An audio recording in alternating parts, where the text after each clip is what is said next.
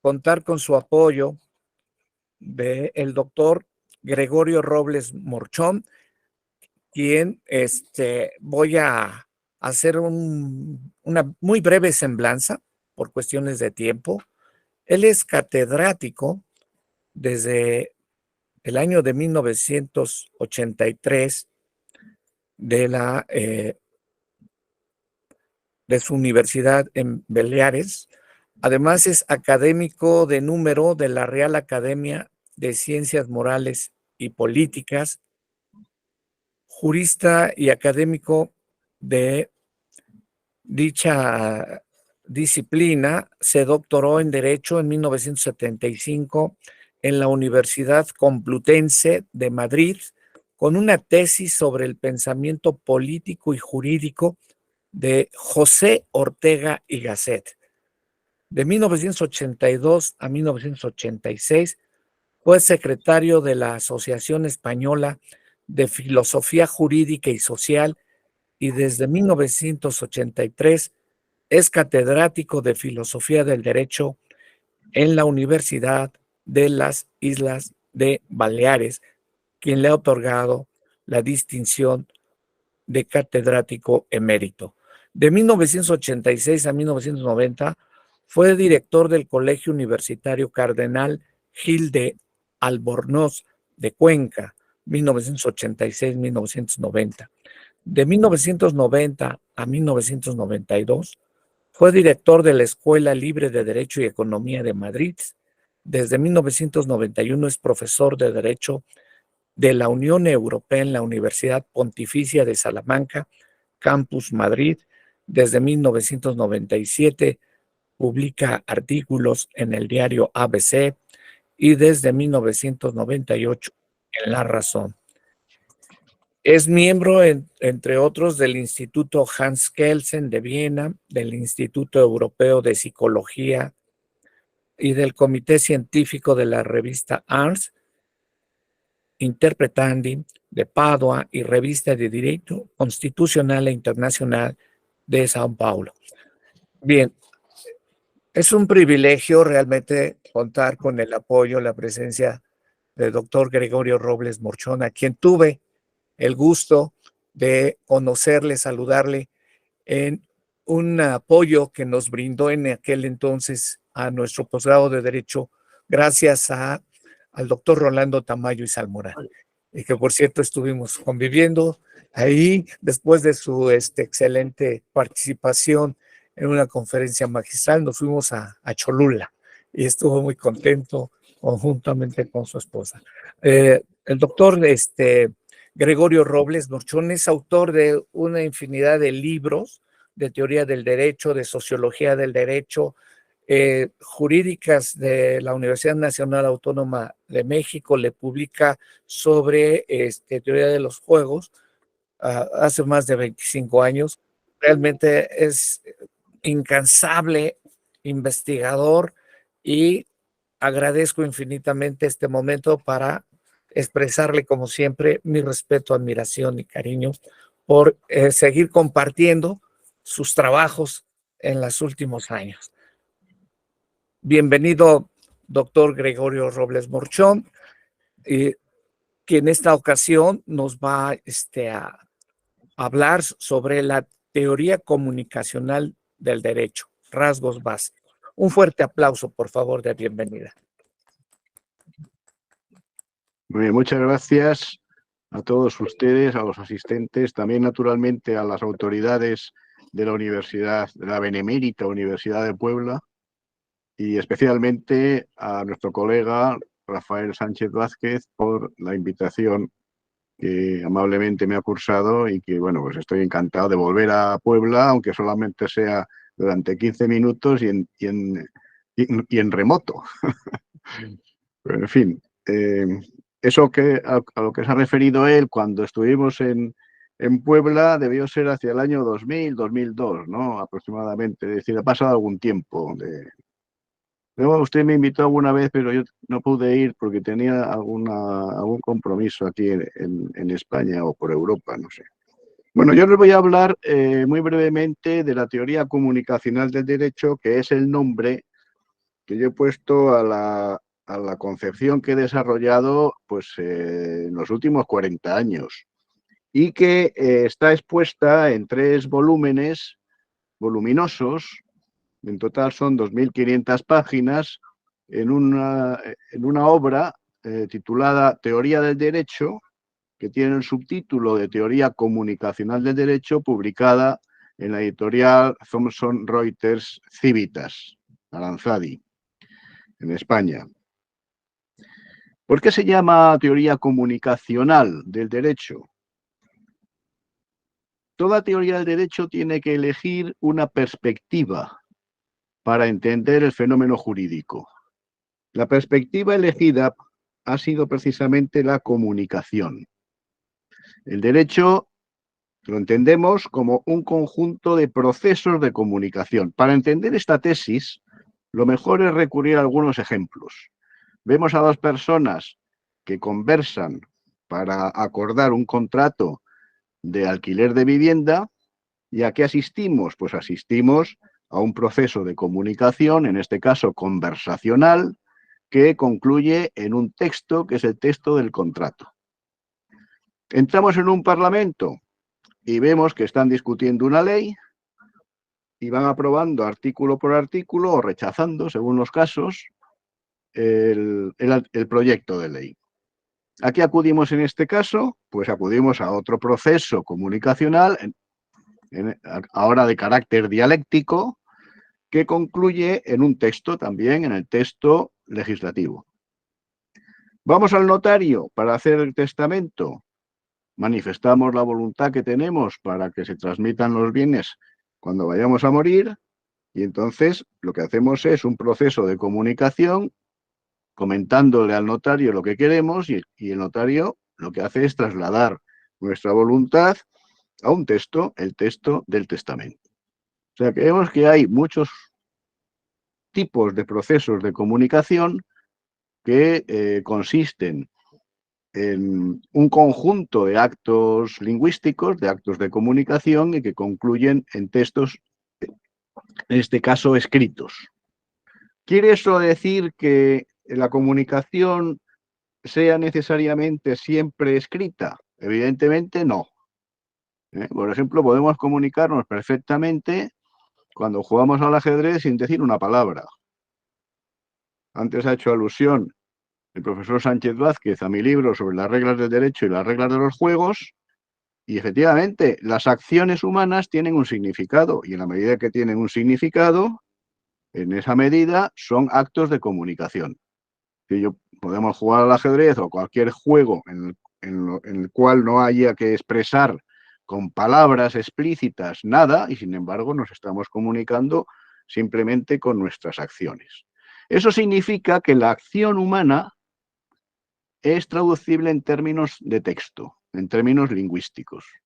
Podemos decir, el jugador X ha movido el alfil en este escaque concreto. El jugador Y le ha respondido con una movida y señalamos en qué ha consistido la movida.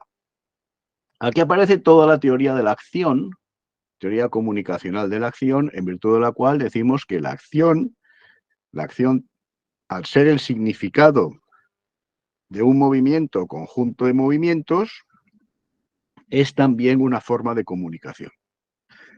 Y no solamente la acción, sino cualquier elemento que aparece en el derecho, los sujetos, las situaciones jurídicas, las relaciones jurídicas, son traducibles en términos de comunicación. No me puedo extender en este punto, pero sí conviene tenerlo en cuenta. En el derecho todo lo podemos traducir en términos de comunicación, y eso quiere decir que lo podemos traducir en términos de textos, porque todo en el derecho es textualizable. No es que aparezca como un texto escrito, pero sí es susceptible de ponerse por escrito.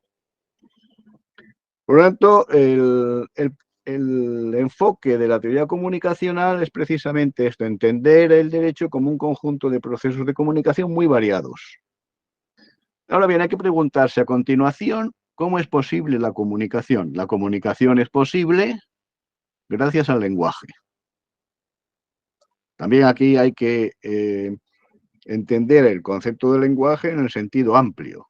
Hay un lenguaje oral, hay un lenguaje escrito, hay un lenguaje mímico, hay un lenguaje por señales, hay un lenguaje actuado, es decir, simplemente a través de acciones que no se expresan en palabras necesariamente, sino en movimientos, en gestos, etc. De tal manera que la comunicación es posible mediante el lenguaje y por eso la teoría comunicacional es una teoría lingüística del derecho. Ahora, ustedes pueden decir, bueno, mediante el lenguaje se comunica todo.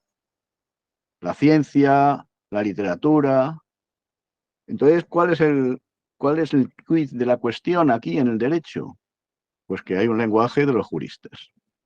Y no es cualquier lenguaje, sino que hablamos, la teoría comunicacional es una teoría del lenguaje de los juristas. ¿Y esto qué significa? ¿Significa que los juristas hablamos una lengua distinta a la gente? No. Lo que significa es que el lenguaje de los juristas es el lenguaje ordinario, el lenguaje normal, pero con la peculiaridad de que en ese lenguaje normal se introducen conceptos, palabras, términos, modos de expresión que son típicos de los juristas. Hay otras disciplinas u otras profesiones en las cuales pues podemos decir que la gente no entiende nada, ¿no? Nada más que los especialistas. Los ingenieros, por ejemplo, los ingenieros de telecomunicaciones, pues difícilmente se puede entender si no estás metido en ese mundo y si no has estudiado la ingeniería de telecomunicaciones, ¿no? Pero el derecho no. El derecho pertenece a la vida ordinaria, pero tiene esa peculiaridad de que también es un lenguaje profesional. Y por consiguiente, hay que analizar en qué consiste ese lenguaje profesional, que es el lenguaje de los juristas o lenguaje jurídico. O sea que tenemos la teoría comunicacional, es una teoría del lenguaje de los juristas y es una teoría de los textos jurídicos también, porque el lenguaje de los juristas se concreta en textos. Aquí aparece toda la teoría de los textos, y conecta la teoría del derecho con la teoría de la lingüística, de la semántica, etc. ¿Qué es un texto? Un texto es una obra humana susceptible de interpretación y de comprensión. En ese sentido, utilizamos la palabra texto muy ampliamente, puesto que texto no solamente sería el texto de una novela, el texto de un código civil, el texto de una sentencia, sino que texto también sería pues un cuadro, una sinfonía, puesto que transmite comunicación a las personas. Naturalmente, ese concepto de texto lo tenemos que circunscribir en el mundo del derecho a los textos jurídicos, de tal manera que tenemos que pasar de ese concepto amplio de texto al concepto más estricto de textos jurídicos. Aquí que nos encontramos con una pluralidad sumamente amplia. Tenemos en primer lugar los textos ordenamentales, los textos que componen un ordenamiento jurídico. En segundo lugar tenemos los textos doctrinales, que son textos que se refieren al ordenamiento jurídico para explicarlo, para sistematizarlo, para conceptualizarlo. Y tenemos en tercer lugar los textos que componen el sistema jurídico propiamente dicho, que es ese conjunto de textos que no existe en una biblioteca, sino que es una idea, digamos, una idea de razón, ¿no? Ese conjunto de textos que efectivamente aplican los tribunales, ese conjunto de doctrinas que efectivamente aplican los tribunales en la práctica, es lo que señala, podemos decir, el derecho realmente vigente. ¿Verdad? Que aquí tenemos una distinción bien clara entre ordenamiento, sistemas doctrinales, porque son plurales, porque hay muchos autores y no todos piensan igual, y sistema jurídico propiamente dicho. Pero además de esos textos, tenemos los textos de los operadores jurídicos, los textos que redactan los abogados, los textos de los notarios. Un abogado, por ejemplo, redacta textos como, por ejemplo, un dictamen, un parecer, para, en fin, pues para aconsejar a una empresa qué tipo de estrategia en materia de impuestos debe llevar, ¿no? Por ejemplo, ¿no? Entonces, un parecer de un abogado, un dictamen de un abogado, ¿es un texto que pertenezca al ordenamiento? Pues no. ¿Pertenece a un sistema doctrinal? Pues tampoco. ¿Pertenece al sistema jurídico propiamente dicho? Pues no.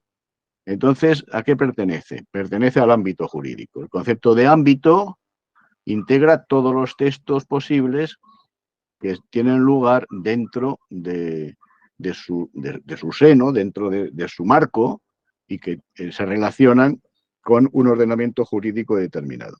¿Qué tenemos entonces en la teoría comunicacional? Una amplitud de tratamiento de problemas, porque tanto el positivismo jurídico, en fin, si ustedes leen las obras de Kelsen, de Hart, de Bobbio, pues encontrarán que son todas teorías del ordenamiento.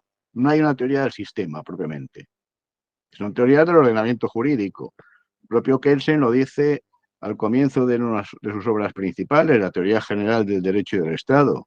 Dice, ¿qué es el derecho? El derecho es un conjunto de normas, es decir, un sistema de normas.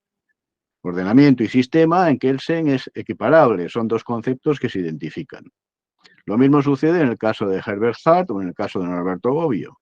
Dentro del positivismo no hay una diferencia sustancial entre ordenamiento y sistema. La teoría comunicacional lo que hace es ampliar el campo de la teoría del derecho. No es solo una teoría del ordenamiento, sino que es una teoría también de los sistemas doctrinales y una teoría del sistema jurídico propiamente dicho. Y una teoría del ámbito jurídico, como les acabo de decir. ¿Qué método utiliza? El método comunicacional o hermenéutico analítico. Hermenéutica y analítica son los dos focos o las dos columnas sobre las metódicas sobre las que se asienta la teoría comunicacional del derecho. Tradicionalmente se ha dicho que la hermenéutica y la analítica son contradictorias. Yo cuando yo he pasado en Alemania bastantes años y el primer año que pasé en la Universidad de Múnich, entonces era profesor de filosofía del derecho Arthur Kaumann, pues solía decir que hermenéutica y analítica son incompatibles, porque la hermenéutica está vinculada a las ciencias del espíritu, a lo que los alemanes llaman las Geisteswissenschaften, mientras que la analítica está vinculada a la matemática y a las ciencias naturales. O eras hermenéutica o eras analítico, pero no podía ser hermenéutico-analítico. Bien, yo esta tesis no la acepto. Creo que la teoría del derecho no es que pueda ser, sino que necesariamente tiene que ser las dos cosas, hermenéutica y analítica. ¿Por qué? Yo no puedo analizar un texto si antes no lo he comprendido. La comprensión es previa al análisis. Es decir, dicho de otra manera, la hermenéutica es previa al análisis del texto. Me dan un texto de una novela que esté en un idioma que no conozco, como no lo comprendo, no puedo analizarlo. Me dan el texto de una novela que está en español. Lo leo, lo comprendo y entonces analizo sus elementos. La hermenéutica es sintética, porque la comprensión es sintética, mientras que la analítica, por su propia naturaleza, desmenuza en los elementos simples el texto que estoy analizando, ¿no? Entonces, la teoría del derecho, en este esquema que les estoy diciendo, utiliza ese método combinado. Está siempre presente la hermenéutica, porque si no comprendes el texto, no puedes después analizar, pero al mismo tiempo el análisis que haces posteriormente a la comprensión te permite volver a la comprensión otra vez para entender mejor. Bien, por tanto, la teoría comunicacional es una teoría hermenéutico-analítica del derecho. Tiene estas denominaciones: teoría comunicacional, porque su enfoque es la comunicación; teoría del lenguaje de los juristas, porque la comunicación es posible a través del lenguaje de los juristas en el campo del derecho; teoría de los textos jurídicos, porque las comunicaciones jurídicas se concretan en textos escritos que vienen ya escritos, como por ejemplo el texto legal, o que nosotros escribimos porque sabemos el significado de algo. Por ejemplo, una costumbre no tendrá un desarrollo escrito desde el comienzo, pero sí tiene un significado y a la hora de referirnos a ella decimos en qué consiste. Cuando decimos en qué consiste, la podemos escribir. Y por último, es una teoría hermenéutico-analítica del derecho, de acuerdo con el método que emplea. Y bueno, no creo que tenga mucho más tiempo a decir algo más, pero yo con eso ya les he dicho 4 ideas básicas de una concepción que, claro, ya les digo que está desarrollada en 3 volúmenes, que son 2.500 páginas, y que no se puede resumir, en un cuarto de hora, ¿eh? Pero os he dicho alguna cosita. Bueno, pues muchas gracias por la atención a todos ustedes. Muchísimas gracias, doctor Gregorio Gracias. Robles Buchón. Agradezco infinitamente su generosidad.